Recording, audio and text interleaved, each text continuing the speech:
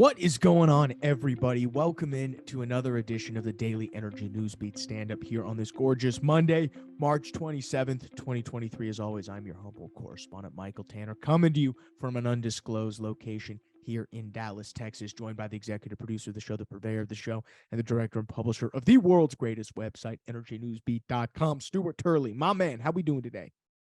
It's a beautiful day in the neighborhood, and I'm sore. It sounds like you spent all this weekend trying to fix a problem that the government should have solved. So, We all gotta dig our own wells, don't we?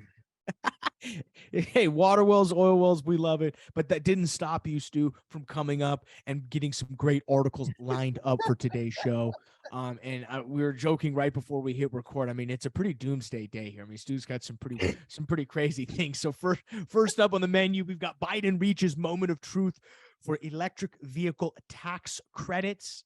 It'll be interesting to see, as Stu will point out, there really is this come to Jesus moment that we're going to be having surrounding these tax credits. Stu will dive into what that means. Next, significant amount of toxic waste from Ohio train derailment heads to Baltimore. I mean, East Palestine is going to have some tremendous problems moving forward. Stu will cover about what's going on in the toxic waste out there. Next, we have LG Energy Solutions to spend $5.5 billion on U.S. battery plants. That is great for the manufacturing sector. Stu will cover what that means.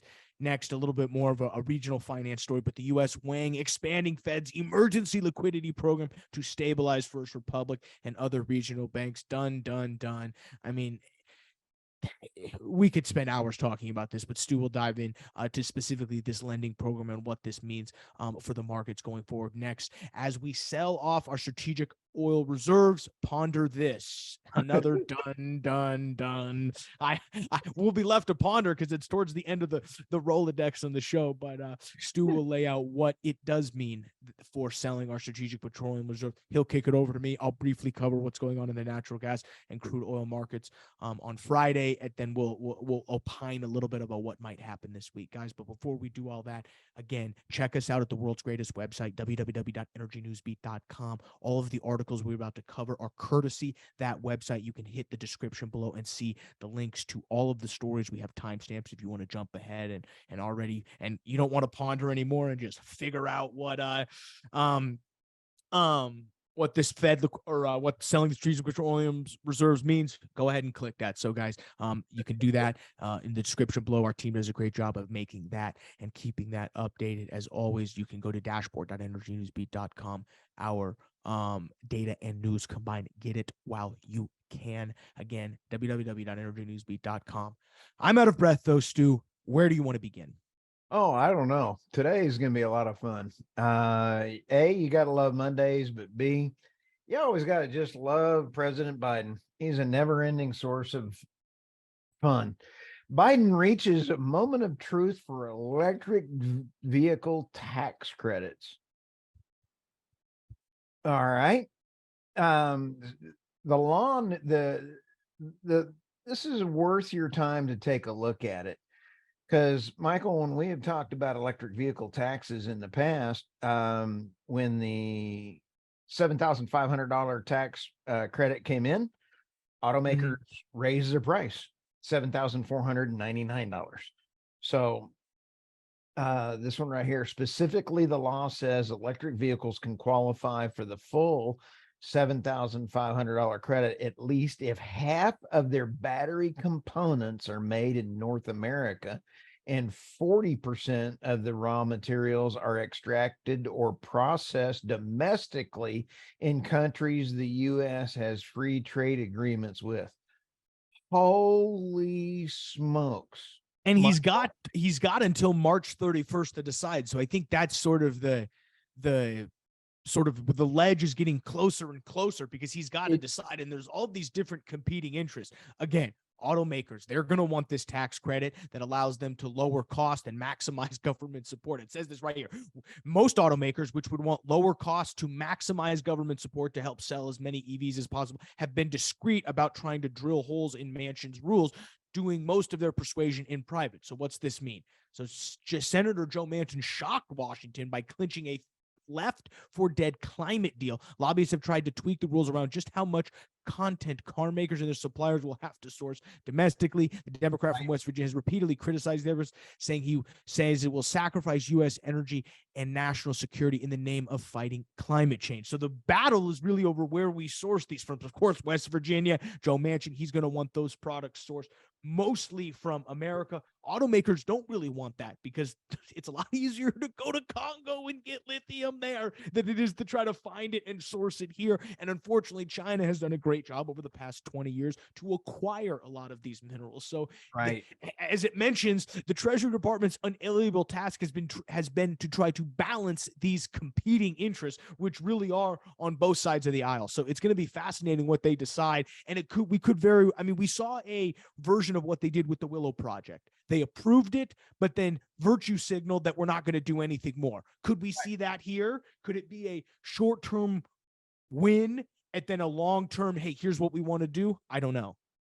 It's going to get ugly. And part of the problem is the supply chain. And in this article, I will embed before when we film this, I'll embed later on a film of kids in the Congo mining for lithium and getting trapped in a mudslide. And you could just see them being pulled out. Yep. That is critical. Okay. What's next? Boy, I was sitting here about ready to go on a ramble again here, but let's go ahead and go to the significant amount of toxic waste from the Ohio train derailment heads to Baltimore. Michael, Mayor Pete should have stayed a mayor. And I am sorry for saying this, but the train derailment is turning out to be absolutely an abysmal mess. Which is worse, the train being derailed and causing one of the biggest, worst natural disasters in the United States, or the incompetent cleanup of this? They are hauling tanker load after tanker load after tanker load over to the Baltimore for disposal, just like they were trying to get away with it by going to Texas and then another spot. But you know what they're doing now, Michael? They are burning this stuff in an incinerator and funneling all the dirt, and then they're putting in the water in an incinerator 40 miles from East Palestine. I covered that in several articles with interviews with Matt Cody, president of the Oilfield Workers Association, Dr. Matt Chalmers, and Ray Trevino, podcast host for the Crude Truth. The problem is those fumes are going up and it's causing even more damage. Quote from Dr. Chalmers: "It is easier to clean up nuclear spill waste from nuclear waste than it is to clean this up. More people will die from cancer." Sorry, this is not being talked about. I'm getting ramped up here. There's also this interesting part. So the company that's taking all of this toxic fumes is called Back River Wastewater Treatment Plant. It's in Baltimore County. It's set to receive over 675,000 gallons of toxic water. Guess what? Via rail. It's ironic. I shouldn't laugh, but come on. Okay. Mayor Pete can't keep things going. He is incompetent. I don't really like saying that. Yeah, he's incompetent. I don't think this is okay. Which is worse, Michael. It's not the derailment is not his fault, but the fallout from the derailment you can completely pin on him. So we will agree slightly on that on your thesis.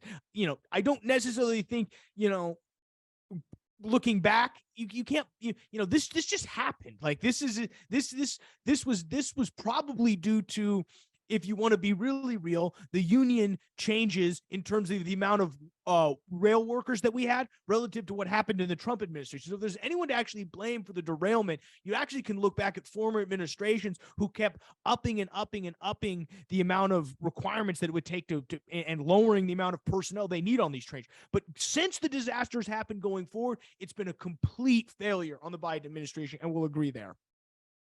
We'll agree to disagree. Okay. There are things that we will hold on a different podcast and go through it. But we both agree. The dark fleet. The dark fleet. But boy, I guarantee you though, Michael, they absolutely took a disaster, and then not only did they pee on it with gasoline, they put a nuke on that dang thing, and then they made it worse. I agree. Mayor Pete's an idiot. Okay. We can agree there. Okay, got it. Move on. Let's go to the next one. Back to lithium out of the Congo and child labor and everything else. LG Solutions to spend $5.5 billion on U.S. battery plants. Michael, this is actually a good and bad thing. Good that the United States is bringing in industry. We do need the storage if we're going to continue down the renewable path, which is almost guaranteed you're going to have to. You can't use wind and solar without it. But when we're printing all this money, Fry battery out of Norway is coming in. Yep. Love me some Fry. Good people. They're going after the renewable battery, recyclable battery market, which is huge. So you don't have to dig people out of the, people digging out of the Congo. On this one though, Michael, GM and LG have canceled plans to build a fourth plant in the US as the battery maker didn't want to commit to GM's timeline. But they are going through this. Demand for EV batteries has risen significantly.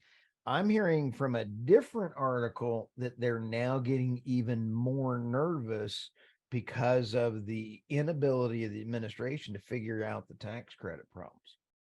So if we want the investments coming into the US, he's got to fix his indecisions going on. Yeah, and I think it's just going to be interesting. Again, this is a battery facility. Where are they mining the materials that get into this factory? I think that's really the key.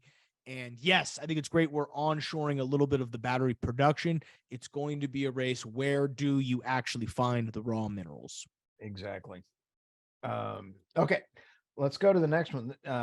U.S. weighs expanding Fed's emergency liquidity program to stable First Republic and other regional banks. Michael, this is a can of worms. This is almost giving license for any banker to be an idiot. And maybe Mayor Pete goes and becomes a banker. I'm not sure. I don't mean to call myself brilliant, but I went on a little mini rant last week on the podcast about this little fact within the announcement when they saved SVB that they will cover treasury bonds at par in the short term. That's it. That's this program that they're talking about in this article is basically doesn't matter what the current market value of your bonds are, whether or not you've loaded up and you've loaded up on treasury bonds and rising interest rates are hurting you, which remember we saw 25 basis points last week, to now the way the market looks, if interest rates have to continue to rise, which maybe not, will be interesting to see what happens. This is only going to get worse. And this borrowing window, this liquidity financing program that these small regional banks and larger institutions have access to is going to have to stay open indefinitely. I mean, it's just a new version of quantitative easing. And we're inventing new ways to give, it's not normal. It's not QE. We can't call it quantitative easing because that's got a stigma to it. But we can call it a emergency liquidity program, or what are they calling it? Emergency lending facility, BTFP. That sounds just more technical, and okay, fine. Quantitative easing sounds like some marketing guy spun it on you, and so I think people got wary of that. This, they just went too technical. So people are like, okay, whatever. It's like, no, it's literally the same thing. Yeah, but I'm still not feeling groovy about this. One way, and No, they I'm not feeling groovy about it either. I'm just saying oh, they're inventing new ways to print money, and it's quantitative easing, getting off the gold standard, emergency fund lending program. I mean, what's next? They're just going to actually say, oh, we're printing money. it's exactly what it is. They're just going to, And well, no, they're going to come out and just say it. They're like, print another 2 trillion. yeah. What's another couple percentage points of inflation between friends? Pakistan is up to 68% inflation right now. Woo. We'll be right behind them here. All right, let's go to the next one before I get airsick. Oh, speaking of airsick, as we sell off our strategic oil reserves, ponder this. Okay, for those podcast listeners at home, check this out. Check my mic. I did that. See that? Look at the mic. I got the I did that sticker. You sound horrible. Put the mic back next to you. How's that? Is that better? Yes, you were too far away. No, this is what happens, guys, when this is what happens when your co-host was colonel in the Civil War. I was dodging a bullet. All right. We can cut that part out if you want. I don't care. Just keep going. Okay.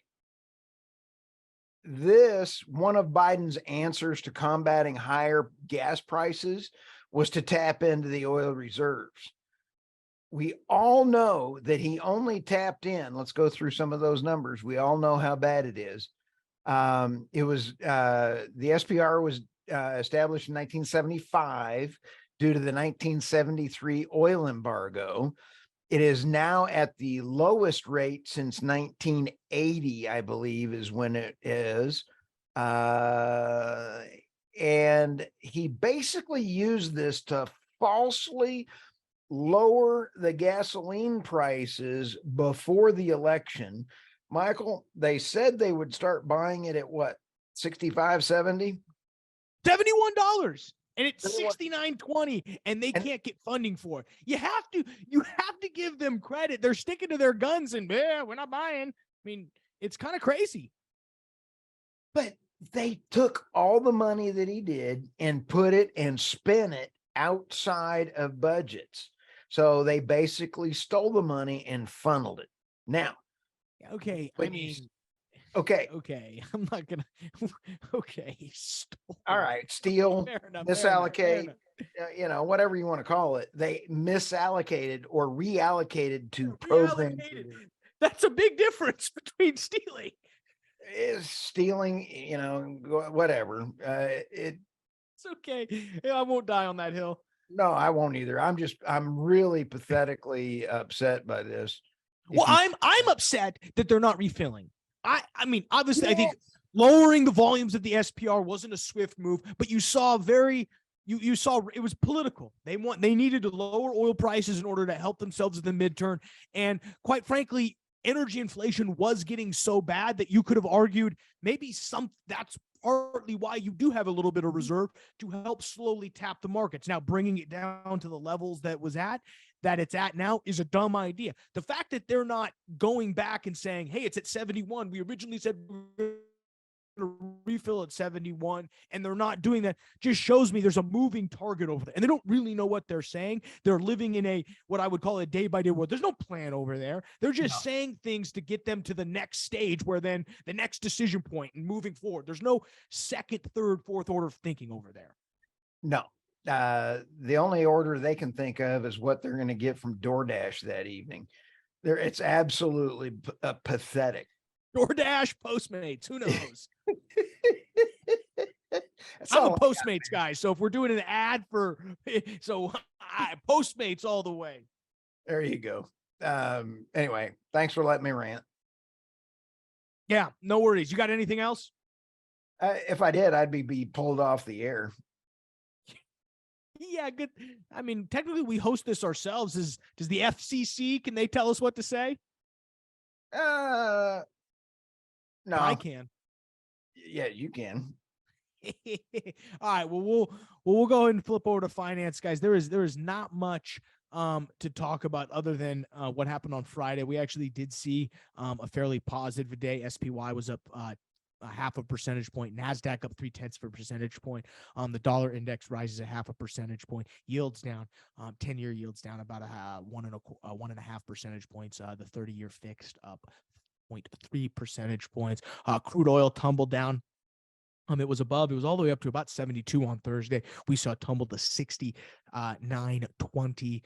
Markets still haven't opened here as we record this on Sunday. Natural gas still trading at $2.01. I mean, I think, from a crude oil standpoint, again, as the dollar goes, so will crude oil, but inversely. So as the dollar gets strengthened, as inflation continues, as the stronger the dollar gets, so oil will get more cheaper, and vice versa. So that's really what you're looking for in terms of moving forward in the crude oil markets. It's clear that the supply demand balance isn't necessarily as strong as the overall recessionary fears and what's going on in this entire banking sector. I mean, if we start seeing, and when we talked about this last week, and I think if you listen to the weekly roundup on Friday, we played one of these segments, but there are talks of currency or oil getting traded in currency that's not US dollars. That would be spicy. And if we start seeing that, we had this summit, who knows what the fallout from this Russia-Chinese summit is. I mean, if those two team up. It's already done. They're already doing it. So there you go. I mean, now, is that a sustainable model that will happen? Stu's shaking his head yes. I'm kind of like, I don't know. But because the problem is the Yuan, at the end of the day, China controls their currency and openly admits they control their currency. Right. I'm not too terribly convinced the world is going to all of a sudden be switched to using a currency that is openly controlled by a hostile nation. I think part of the reason why the dollar has become what it is yes, it's controlled. It's viewed as not controlled, rightly or wrongly, as one of my old mentors says, right, wrong, or indifferent. It's viewed as being not necessarily controlled and more of a free float fiat currency. I would agree with you until current political times. Now the dollar is being viewed as a potential sanction. Right. What's the difference between the US and China right now? Nothing. So no, what you're seeing, we're stupider. No, what I had to go to politics. Now, what you're seeing, Michael, is the simple fact that the political weaponization of the dollar is going to be its downfall. And they do not care. So India is buying off rubles. They are buying using Russia. They are bypassing the international monetary SWIFT, the exchanging of money. They're bypassing that to get around sanctions. Iraq, Iran, Saudi Arabia, India, Venezuela are all now trading currently outside of the US dollar. It's working. Well, it's still a small percentage of the so yes, they're all doing it, but it's how much of the it's less than 10%. Who's the two largest buying sources right now? United States? No. Buying. Who's buying? Well, China's one. India. They can both buy outside of the dollar. Then you have the dark fleet. The dark fleet, 450. Hang on before you throw up and hit your head on the table. The dark fleet. Trouble you are. Okay, now listen. When you go to the dark side and you go to the dark fleet, OPEC and OPEC Plus may lose total pricing ability, because if you take of the 900 tankers that are left, that we had 1,200 ballpark number. I'm going to go fact check myself after this. And we're losing 30 to 50 out of the normal fleet, and they're going to the dark side. Those are sustainable numbers. You can calculate how much oil is coming out of everything else. Did I just explain everything, or you just got airsick? I just heard dark side, and I just can't take. We got to come up. As a marketing genius, Stu, you got to come up with a better marketing name for that. Because every time I hear Dark Fleet, I'm instantly on Tatooine thinking about Darth Vader, and it doesn't. Two and two in my head don't put together. But I say all that we have this, and I appreciate Stu. That's a great, because Stu's right. As we move to a world in which the petrodollar is less important, we're going to see much more wild swings in the prices of oil. And we may like the fact that for a time period we had $70 oil, because it could get a lot worse. But it also, again, who knows what will happen? We've seen Goldman Sachs come out, revise their Q3, Q4 prices. Unfortunately, Stu didn't get the job. They were looking for somebody a little too bearish. They still could afford me. Yeah. They're still trying to get me over at their nat gas desk, though. We're trading at $2.18. Not looking good. As you guys remember, November, December, of 2022, I was pounding the desk for higher natural gas prices, and they've only tanked to now. And really, when you look at the overall natural gas view, it's really we're just oversupplied. This is much more of a supply demand issue, in which there's not much export capacity, even with Freeport turned online. You're only doing 2 BCF a day. That's nothing compared to the amount of volume that's getting cranked out, and that was built up. All of those gas rigs that started drilling wells, back 6 months ago, they're all now coming online at a point where we're moving into summer. I mean, injection season is going to be crazy. I think we see gas prices fall even further. I wouldn't be shocked if we saw $1.50. And then we have rig count went up some again. Very interesting choices to make. What's up? Rig count went up again last week. Well, and they ain't drilling. It's not gas rigs. Trust me. Okay. It's oil rigs. Because I think right now, if you have tier 1 acreage, why not drill? Makes sense. You can still find good returns. Now, tier 2, tier 3, some of this fringe acreage, yeah,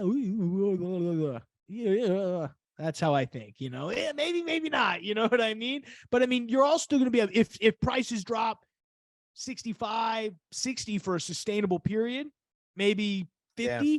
55, 60, you ain't going to see much new drilling. You might see a rig or two, but it's not going to be like this. Prices are probably at their floor for maintaining the level of rigs. Right. If we go much lower, you're going to see that rig count drop. If you see prices go up, you'll probably see more rigs floating. But I think that's going to be the story on rigs. And the story on natural gas is it's going to be hot and we're oversupplied. Whoops. Oops. What do you got, Stu? Anything else before we let him go? No, you got to get a Band-Aid on your forehead from having your head hitting your mic on your forehead because of media day. The Dark Fleet, I guess. I got to go take a visit to the Dark Fleet, guys. But hey, we appreciate you checking us out, guys. Have a happy Monday. For Stuart Turley, I'm Michael Tanner. Thanks for checking us out. We'll see you tomorrow. Enjoy the Dark Fleet.